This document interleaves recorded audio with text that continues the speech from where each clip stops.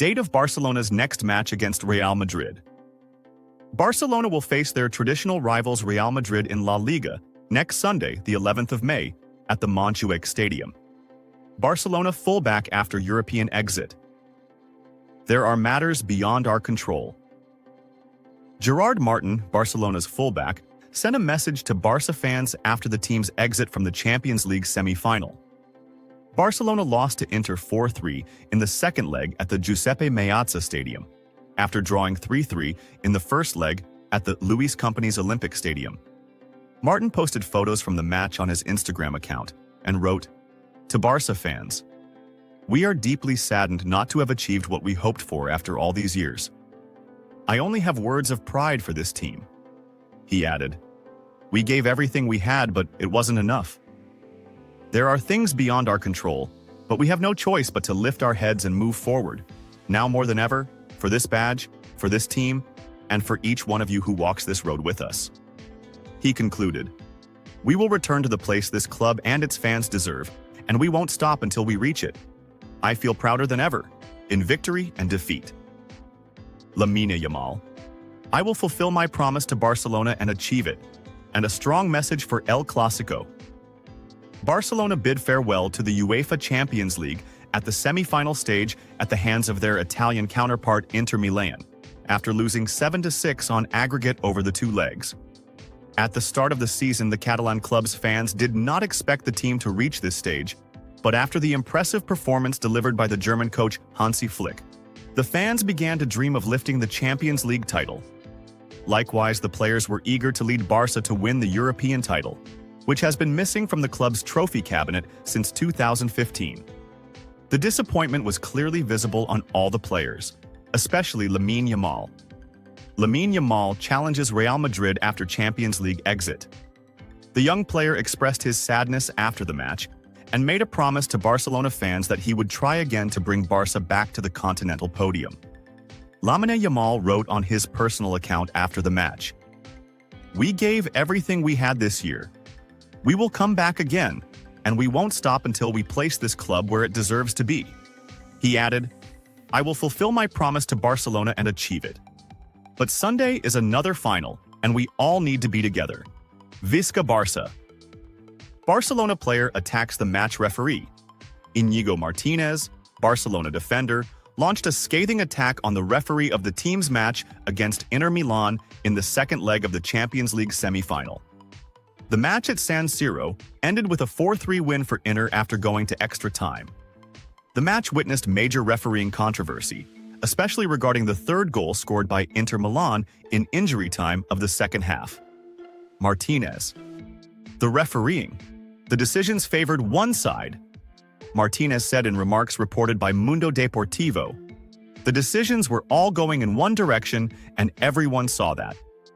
He continued, "I don't want to talk much about it. In the end, it was up to the referee to make the decisions, and they were made that way. It's unfortunate." The Barca defender added, "We leave the pitch with our heads held high. We gave everything we could." Íñigo commented on the controversial moment with Acerbi. "He was celebrating the goal in my ear. I got angry, but the spit wasn't directed at him. If it had been, I would have been sent off." Íñigo also spoke about the impact of the elimination on the team's morale before Sunday's El Clásico. "The team remains motivated, and we will face the match against Real Madrid without any problems." UEFA surprises Barcelona after refereeing decision in Inter Milan match. Unprecedented statement from the Union of European Football Associations, UEFA, regarding referee Simon Marciniak's decisions in the Inter Milan vs Barcelona match.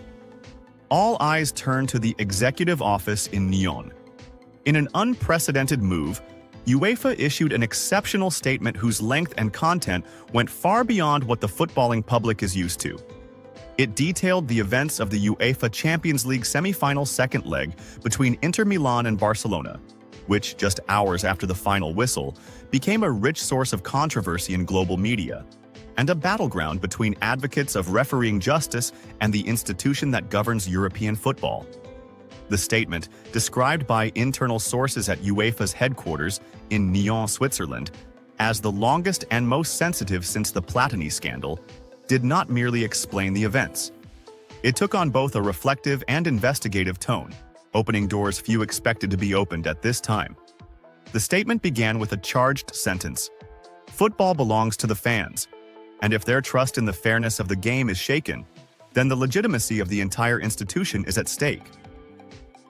This opening served as an implicit declaration that what happened in that match could not be dismissed as ordinary refereeing errors. Rather, it had crossed the gray lines into dangerous territory, where the credibility of the entire competition was now being questioned by a vast audience who no longer see VAR as a tool for justice, but as a transparent veil behind which decisions are made that benefit only one side. The statement continued. UEFA is closely monitoring everything that happened during the Inter Milan versus Barcelona match, with all its details, implications, and media and fan reactions. Within hours of the final whistle, we received more than 1,400 official and unofficial messages from clubs, critics, analysts, and major media outlets inquiring about the rationale behind decisions that angered an audience of over 1 billion people worldwide.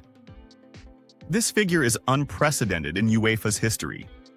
Incident 1. The handball by a Serbi. A moment frozen in history. The second section of the statement under the subheading 25th minute.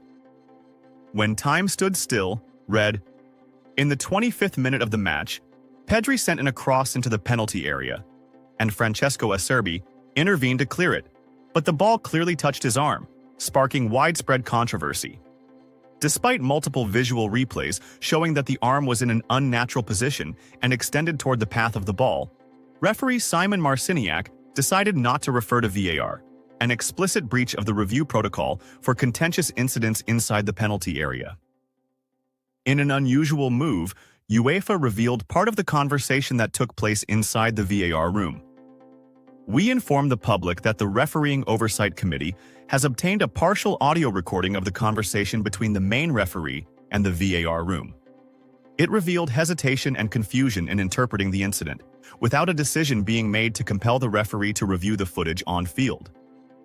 This sequence will be thoroughly examined in a closed session with independent observers from the European Refereeing Integrity Committee. Incident 2. Lautaro Martinez's penalty. A split within UEFA. The statement dedicated a specific section to the penalty awarded to Inter Milan that ignited outrage. The 68th minute witnessed a moment that could become a turning point in the history of the Champions League, when young defender Pau Cubarsí challenged Lautaro Martinez in a scene that created a rare division even within UEFA itself. Despite replays clearly showing the defender touched the ball before any contact with the striker's foot, the referee awarded the penalty without hesitation, prompting loud protests from Barcelona players. UEFA's Disciplinary and Refereeing Committee immediately summoned 3 international experts following the match to analyze the incident from technical, legal, and behavioral perspectives. The results of this analysis will be published in a special report to be presented to the Executive Office this coming Friday. For the first time in its modern history, UEFA addresses a specific club in an official statement. The text read, "To the esteemed FC Barcelona, we affirm that we take what was stated in your preliminary report seriously. An official summons has been sent to team officials to attend a technical and refereeing hearing at UEFA headquarters next week. We recognize that the situation has exceeded the bounds of human error, and we are not treating this matter as a routine issue." Coded messages, and talk of a football Cold War within UEFA. Among the elements that attracted attention were unfamiliar phrases in the statement, such as, "Refereeing justice is not a gift. It is a condition for existence. We live in a time where every angle is under scrutiny, and credibility is built or destroyed in a single moment. Fair play doesn't just mean the absence of offside, but also the absence of collusion, negligence, and deliberate ambiguity." These phrases led several European analysts to suggest that an undeclared division exists within UEFA's hierarchy, between a conservative faction still defending the current refereeing system and a new reformist wing that sees such incidents as an opportunity to restructure the system from its roots. A looming surprise: Marciniak may be excluded from the Champions League final. Toward the end of the statement came the strongest hint. According to the approved protocols, referees are assessed after each decisive match, and based on this evaluation, it is determined who will be appointed to officiate the European final. We confirm that the final referee appointment has not yet been decided, and all options remain open. This indirectly suggests that Polish referee Simon Marciniak, who previously officiated both the World Cup final and the Champions League final, could be excluded from this season's final, a serious blow to his international standing. In conclusion, European football awaits, while fans surround the silence of the decision. In a critical moment, UEFA stands before its most complex test in decades, amidst deafening silence from local and international refereeing bodies and mounting political and media pressure from the heads of clubs in Spain, Italy, and even England, all calling for comprehensive accountability for anyone contributing to the